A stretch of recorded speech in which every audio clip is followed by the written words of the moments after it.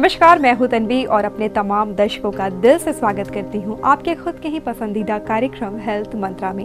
दोस्तों, ये एक ऐसा कार्यक्रम है जिसमें हम आपको आपकी सेहत से जुड़ी उन तमाम बातों की जानकारी देते हैं जिससे जानने के बाद आप पहले से भी ज़्यादा सेहतमंद और तंदुरुस्त बन सके। दोस्तों, आज की कड़ी में हम आपको एक ऐसी बीमारी के बारे में जानकारी देंगे जिससे आजकल अधिकांश लोग ग्रसित हैं और वो बीमारी है हेपेटाइटिस।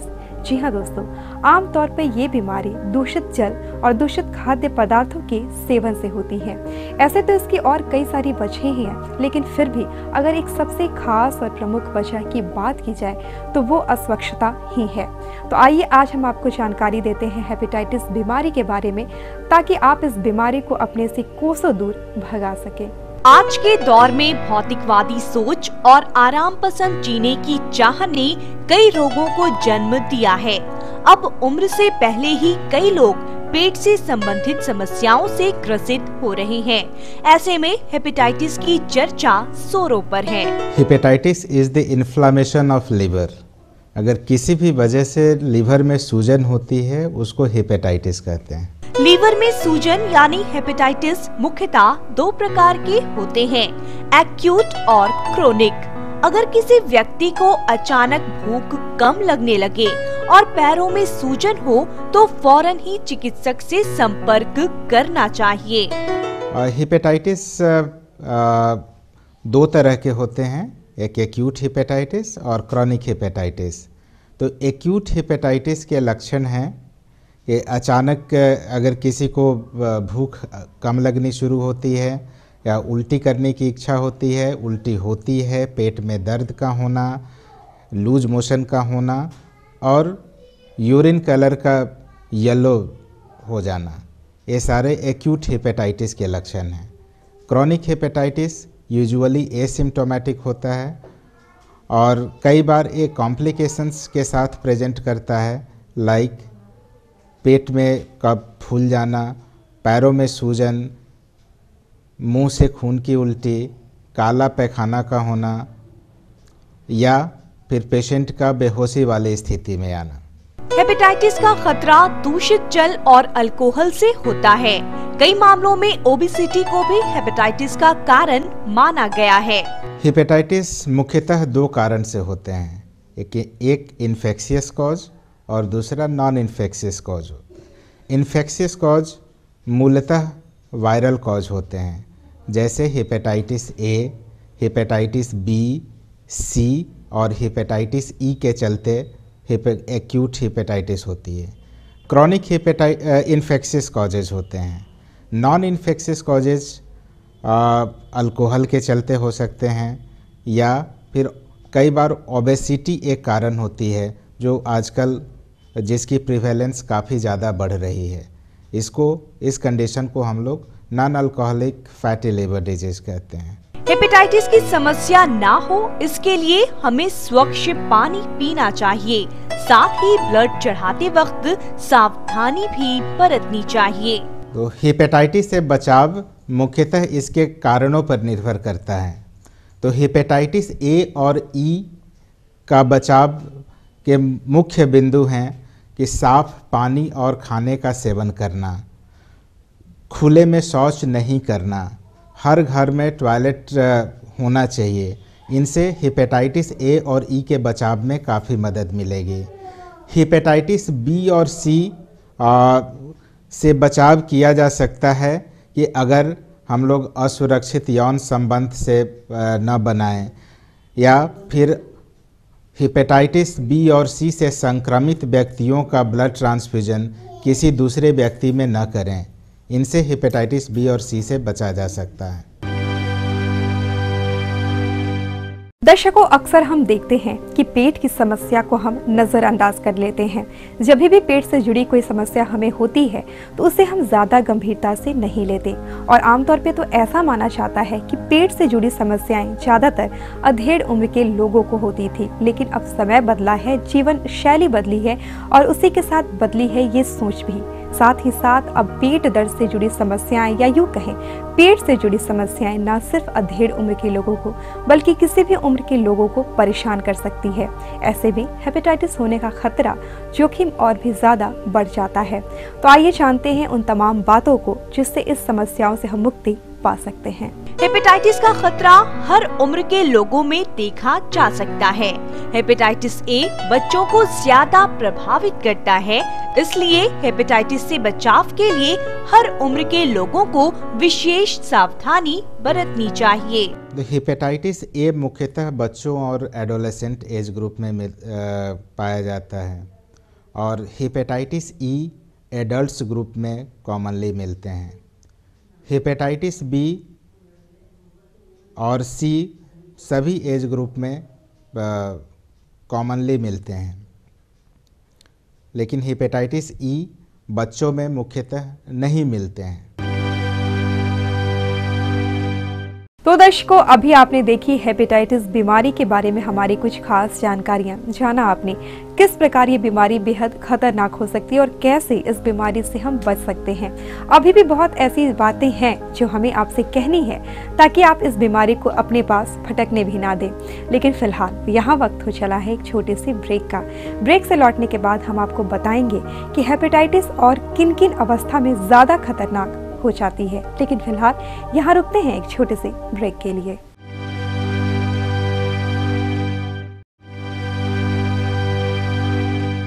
ब्रेक के बाद एक बार फिर से मेरे सभी दर्शकों का बहुत बहुत स्वागत हेल्थ मंत्रा में। और आज हम बात कर रहे हैं हेपेटाइटिस बीमारी के बारे में। दोस्तों, हेपेटाइटिस एक ऐसी बीमारी है जो गर्भावस्था के दौरान और भी ज़्यादा बुरा प्रभाव दिखा सकती है।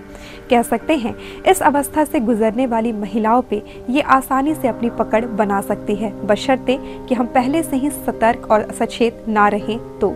इससे दर्शकों, हम आपको बताते चले कि किसी भी मौसम में किसी भी प्रकार की समस्या होने पर आप पहले से ही सतर्कता और सावधानी रखें। खास तौर पर अगर हम बात करें बारिश के दिनों की, तो बारिश के दिनों में भी हेपेटाइटिस के मरीजों की संख्या में लगातार इजाफा होता जाता है। तो आइए हम जानते हैं कि आखिर क्यों इस प्रकार के मौसम में इन बीमारियों की तादाद बढ़ जाती है और साथ ही साथ किस प्रकार के एहतियात बरतें ताकि इन बीमारियों को हम अपने से दूर भगा सके। और हम आपको बताएंगे इसके साथ ही कि आखिर क्या है क्रोनिक हेपेटाइटिस। गर्भावस्था का दौर सबसे नाजुक पल माना जाता है। ऐसे में गर्भवती महिलाओं को नियमित चेकअप करवाना चाहिए। गर्भावस्था के दौरान भी हेपेटाइटिस का खतरा हो सकता है। ऐसे में विशेष सावधानी रखनी चाहिए ताकि जच्चे और बच्चे का भविष्य सुरक्षित रखा जा सके। मुख्यतः दो तरह के हेपेटाइटिस हैं जिनसे प्रेग्नेंट महिलाओं को सावधान रहने की ज़रूरत है। हेपेटाइटिस ई का खतरा प्रेग्नेंट वुमेन में जानलेवा साबित हो सकता है। नॉन प्रेग्नेंट वुमेन में फल्मिनेंट हेपेटिक फेलोर होने के चांसेस जहां 1 से 2% तक हैं, वहीं प्रेग्नेंट वुमेन में इसकी इंसिडेंस 10 to 20% तक पहुंच जाती है। वहीं हेपेटाइटिस बी से अगर प्रेग्नेंट वुमेन ग्रसित हैं तो इससे भी उनमें फल्मिनेंट हेपेटिक फेल्योर होने के चांसेस ज़्यादा हैं और हेपेटाइटिस बी के वायरस बच्चों में संक्रमित होने का खतरा इससे काफ़ी ज़्यादा होता है अगर गर्भवती महिलाएं हेपेटाइटिस बी से पीड़ित हैं तो। जो हेपेटाइटिस ए और ई के बच्चों में संक्रमित होने का खतरा नहीं के बराबर है अगर प्रेग्नेंट वुमेन हेपेटाइटिस ए और ई से ग्रसित हैं तो। लेकिन हेपेटाइटिस बी से अगर प्रेग्नेंट वुमेन पीड़ित हैं तो उससे उनके बच्चों में संक्रमित होने का खतरा ज़्यादा रहता है। ये डिपेंड करता है कि हेपेटाइटिस बी का टाइप क्या है, उसकी सेवेरिटी क्या है और प्रेग्नेंट वुमेन के शरीर में हेपेटाइटिस बी का नंबर क्या है। हेपेटाइटिस का मौसम से भी खास संबंध है। खासकर बारिश के मौसम में दूषित खान-पान और जल का ज्यादा डर बना रहता है। ऐसे में बचाव ही एकमात्र विकल्प है। जो मुख्यतः हेपेटाइटिस ए और ई बरसात के मौसम में ज़्यादातर इसके पेशेंट मिलते हैं जब साफ पानी की समस्या ज़्यादा होती है इसी समय पेशेंट खुले में शौच करने की प्रवृत्ति ज़्यादा होती है कई सारे कारणों से। अन्य मौसम की अपेक्षा बरसात के मौसम में हेपेटाइटिस ए और ई होने की संभावना ज़्यादा है, लेकिन ये दूसरे मौसम में भी मिल सकते हैं। आज के दौर में भारत में अल्कोहल सेवन की मात्रा काफी बढ़ी है। ऐसे में अन्य रोगों के साथ साथ हेपेटाइटिस का भी खतरा बढ़ता जा रहा है।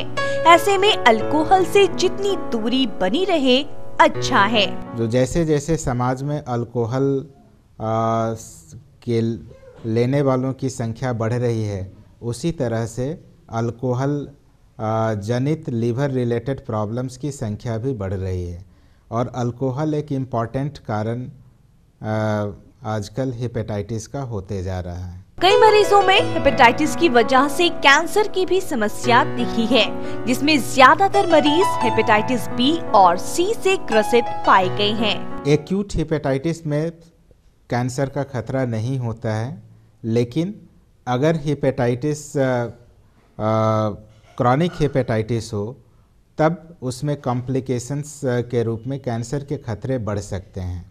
स्पेशली हेपेटाइटिस बी और सी से ग्रसित मनुष्य में कैंसर का खतरा समय के साथ बढ़ते जाता है। अगर किसी व्यक्ति को 6 माह से ज्यादा लीवर में सूजन की समस्या दिखे तो उन्हें ज्यादा सतर्क रहने की जरूरत है, क्योंकि चिकित्सा जगत में ये क्रोनिक हेपेटाइटिस के नाम से जाना जाता है। जब लीवर का सूजन या इन्फ्लामेशन अगर 6 महीने से ज़्यादा परसिस्ट करता है, तब वैसी स्थिति को हम लोग क्रॉनिक हेपेटाइटिस कहते हैं। तो हेपेटाइटिस बी, सी और अल्कोहल मुख्य कारण हैं जिसे कि क्रॉनिक हेपेटाइटिस का खतरा ज़्यादा रहता है। लेकिन इन सबसे अलग जो आजकल सबसे इम्पॉर्टेंट कारण है जिसके इंसिडेंट्स काफ़ी तेज़ी से बढ़ रहे हैं, वो है non alcoholic fatty liver disease. Even जो पेशेंट अल्कोहल नहीं लेता है और जिनमें हेपेटाइटिस बी और सी भी नहीं मिलते हैं, तो उनमें भी क्रॉनिक हेपेटाइटिस के खतरे बढ़ते हैं।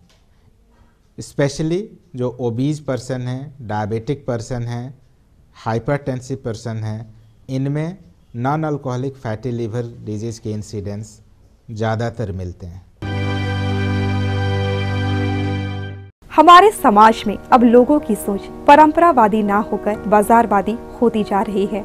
अब हम हर काम में आराम ढूंढते हैं। ऐसी मानसिकता हमारी बन चुकी है कि काश हमारे पास एक ऐसा रिमोट हो कि बटन दाबते ही सारे काम हो जाए, और ऐसा काफ़ी कुछ हमने संभव भी कर लिया है। लेकिन इन सब में हम खोते जा रहे हैं अपने शारीरिक परिश्रम को, और इस कारण से हमें कई तरह की बीमारियों ने घेर रखा है। क्योंकि शारीरिक परिश्रम हमें कुछ देर के लिए थकान तो देता है, लेकिन वो लंबे समय तक सेहत की गारंटी भी देता है। अगर हम बात करें अब के समय में भी गांव की, तो गांव के बुजुर्ग अभी भी इतनी मेहनत करते हैं जितनी शायद हम युवा भी ना कर पाए, और यही कारण है उनके चिर युवा और तंदुरुस्त होने का। तो आइए एक बार फिर से लौटते हैं अपने जड़ों की ओर, एक बार फिर से जानते हैं उन पुरानी बातों को जिसमें छुपी है तंदुरुस्ती की जड़ें, और साथ ही साथ कि आखिर क्यों हेपेटाइटिस खतरनाक होता जा रहा है। खराब जीवन शैली, जिसमें ना ही दैनिक क्रियाएं संतुलित है और ना ही खान पान संतुलित हो, तो हेपेटाइटिस की समस्या हो सकती है। लाइफस्टाइल एक बहुत इम्पॉर्टेंट कॉज है जिनसे hepatitis specially non alcoholic fatty liver disease के इंसिडेंट्स काफ़ी ज़्यादा बढ़ रहे हैं। आजकल स्पेशली सीडेंट्री लाइफस्टाइल वाले ग्रुप्स में डायबिटीज़, हाइपरटेंशन के साथ साथ लीवर, फैटी लिवर और उसके complications like fatty liver related steatohepatitis और इवन लीवर सिरोसिस के इंसिडेंट्स काफ़ी बढ़ रहे हैं। अभी तक आपने जाना कि गर्भावस्था के दौरान अगर हम समय रहते ही सावधानियां ना बरतें तो हेपेटाइटिस किस प्रकार जानलेवा साबित हो सकता है। साथ ही साथ हमने आपको ये भी जानकारी दी कि बारिश के मौसम में किस प्रकार हेपेटाइटिस होने का खतरा या यूं कहें संभावना किस हद तक बढ़ जाती है। इसके साथ ही फिलहाल यहाँ वक्त हो चला है एक छोटे से ब्रेक का। ब्रेक से लौटने के बाद हम आपको बताएंगे कि आखिर कब हेपेटाइटिस जानलेवा हो जाता है और साथ ही साथ कुछ ऐसे कदम की भी आपको जानकारी देंगे जिससे हम हेपेटाइटिस मुक्त समाज की कल्पना को साकार कर पाएं। लेकिन फिलहाल यहाँ रुकते हैं एक छोटे से ब्रेक के लिए।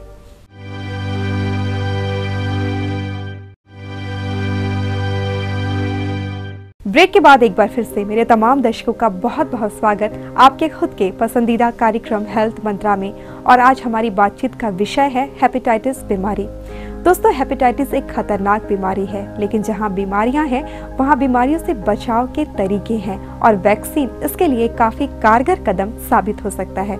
ठीक उसी तरह हेपेटाइटिस से बचने के लिए भी वैक्सीन उपलब्ध है और साथ ही साथ हम आपको ये भी बताएंगे कि और कौन कौन से कदम हम उठाएं कि हेपेटाइटिस को अपने से दूर भगा सके। तो आइए इसके बारे में हम आपको देते हैं कुछ खास जानकारियाँ। हेपेटाइटिस को लेकर लोगों में कई तरह के भ्रम की भी स्थिति दिखती है। ऐसे में अगर आपके आसपास भी किसी व्यक्ति को अगर सामान्य रूप से भी भूख कम लगने और पेशाब पीला होने की शिकायत हो तो तुरंत उनकी जांच करवाएं। अगर एसिम्प्टोमेटिक पेशेंट को लगता है कि अगर अचानक से भूख लगनी कम हो जाती है, बार बार उल्टी के लक्षण दिखते हैं, पेट में दर्द होता है, यूरिन का कलर येलो होता है, तब उनको अर्जेंटली डॉक्टर की सलाह लेनी चाहिए और हेपेटाइटिस की जांच करानी चाहिए। हेपेटाइटिस में अगर स्थिति क्रोनिक तक पहुंचे तो ये जानलेवा साबित हो सकता है। कई मामलों में एक्यूट हेपेटाइटिस भी जानलेवा साबित हो जाता है, इसलिए शुरुआती स्तर में ही उपचार करवाना चाहिए। सामान्यतः एक्यूट हेपेटाइटिस जानलेवा साबित नहीं होता है, लेकिन 1 से 2% केसों में ये जानलेवा साबित हो सकता है। अगर एक्यूट हेपेटाइटिस से ग्रसित पेशेंट को बेहोशी के लक्षण आने लगते हैं या फिर शरीर पर लाल लाल दाने से आते हैं या पैरों में सूजन या पेट में सूजन होने लगती है, तब ऐसी स्थिति में उसके जानलेवा होने का खतरा काफ़ी बढ़ जाता है। हेपेटाइटिस की समस्या ना हो इसके लिए कई तरह के वैक्सीन उपलब्ध हैं। इसके लिए समय के अंतराल पर टीकाकरण की सुविधा दी जाती है। हेपेटाइटिस ए और बी के लिए वैक्सीन की सुविधा है। हेपेटाइटिस ए का वैक्सीन 2 साल से ऊपर की उम्र के बच्चों में दिया जाता है। यूनिवर्सल वैक्सीनेशन स्कीम के अंतर्गत हेपेटाइटिस बी के टीकाकरण की सुविधा जन्म के साथ ही उपलब्ध है और सामान्यतः इसके 3 डोज होते हैं, जो कि 1 डोज और उसके 1 महीने के बाद दूसरी डोज और 6 महीने पर तीसरा डोज दिया जाता है। सामान्यतः बूस्टर डोज की ज़रूरत नहीं पड़ती है, लेकिन अगर कोई पेशेंट का जो एंटीबॉडी टाइटर है, प्रतिरोधक क्षमता कम होती है, एंटीबॉडी टाइटर कम होते हैं, तब उसमें बूस्टर डोज दिया जा सकता है। हेपेटाइटिस मुक्त समाज की कल्पना को साकार करने के लिए कई कदम उठाए जा रहे हैं ताकि हेपेटाइटिस के मूल कारण का अंत हो सके और टीकाकरण के माध्यम से सुरक्षित रहा जा सके। जो रिसेंटली जो सबसे इम्पोर्टेंट कदम सरकार उठाई है वो स्वच्छ भारत अभियान के तहत के रूप में सरकार ने कदम उठाया है कि खुले में शौच न करें। एक काफ़ी इम्पॉर्टेंट आस्पेक्ट है हेपेटाइटिस या किसी भी दूषित जल और खाने से जनित रोगों से बचाव के लिए। इसके अलावा जागरूकता, जन जागरण एक काफ़ी इम्पॉर्टेंट चीज़ है कि हम लोगों को बताएं कि क्या क्या कारण हैं, इनसे कैसे बचाव किया जा सकता है।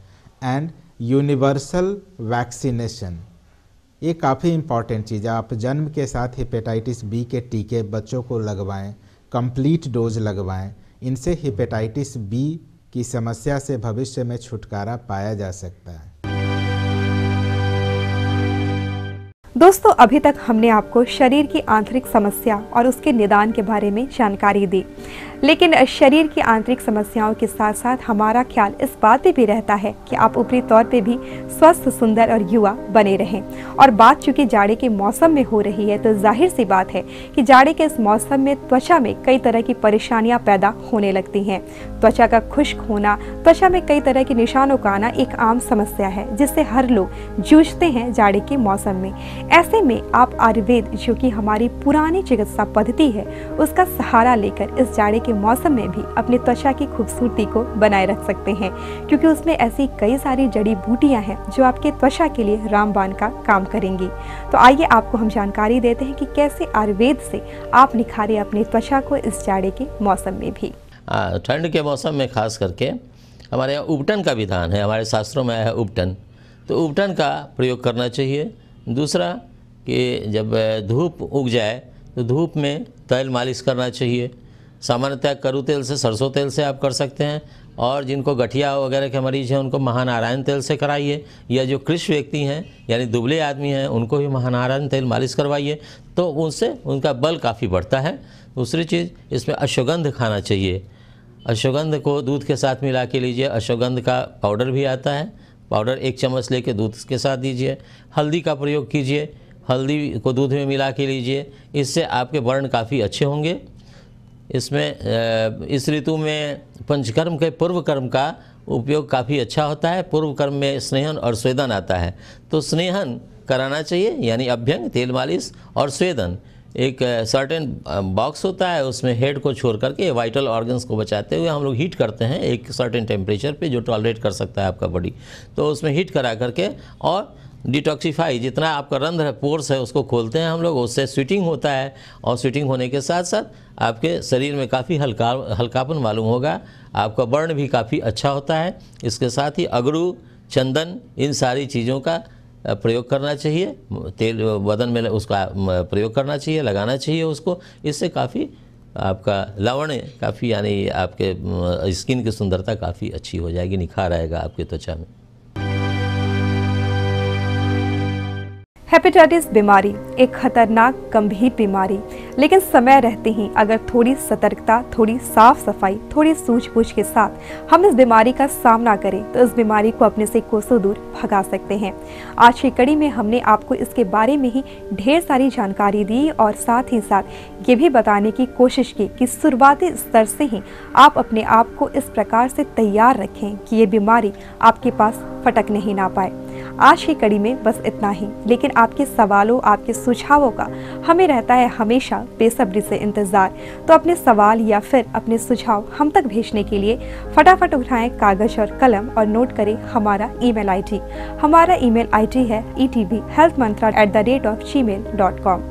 आज की कड़ी में बस इतना ही। मिलते हैं अगले सप्ताह किसी और खास बीमारी और उसके उपचारों के साथ, लेकिन तब तक के लिए मैं तन्वी अपनी पूरी हेल्थ मंत्रा की टीम की तरफ से आपसे लेती हूँ इजाजत। नमस्कार।